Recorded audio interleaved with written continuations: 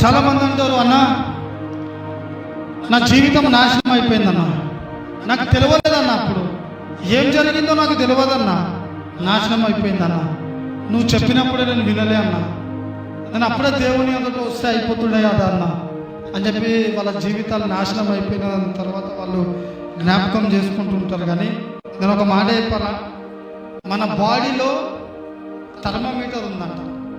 Thermometer ఇప్పుడు మన body చూడండి, ఎండలో నుంచుందనుకో, మనకి ఎండ కొడుతున్నట్టు అర్థం కాదు, అర్థమవుతుంది. ఏసీలో ఉన్నామనుకో, ఏసీలో ఉన్నప్పుడు చల్ల గాలి వస్తుందని చెప్పేసి అర్థం కాదు, అర్థమవుతుంది. అదేవిధంగా పాపంలో మనం వెళ్ళేటప్పుడు కూడా మన థర్మోమీటర్ అనేది మన లోపల ఉన్న ఆత్మ చెప్తుందంట, ఇది మంచిది కాదు, ఇది పాపము మంచిది కాదు, ఈ లోకానుసారమైన బ్రతుకు మంచిది కాదు అని చెప్పి మన ఆత్మ చెప్తుందంట. కానీ మనం వినమంట ఆత్మ చెప్పిన మాట. మన లోపల థర్మోమీటర్ పెట్టిన దేవుడు. నీకు అర్థమైపోతుంది నీ జీవితం ఏ స్టేజ్లో ఉందో, నీ ఆత్మీయ జీవితం ఏ స్టేజ్లో ఉందో ఎవరు బోధించక్కర్లేదు. నీకు తెలుసు నీ జీవితం ఎంత అంధకారంలో ఉందనేది. నా సహోదరుడు, నేను చెప్తున్నా, నీ జీవితం నాశనము కాకముందుకే ఆ సర్వశక్తి కలిగిన దేవుని నీడలకు నీవు వస్తే నీ జీవితాన్ని మార్చివేసి ఆయన గొప్పగా నిన్ను వాడుకుంటాడు.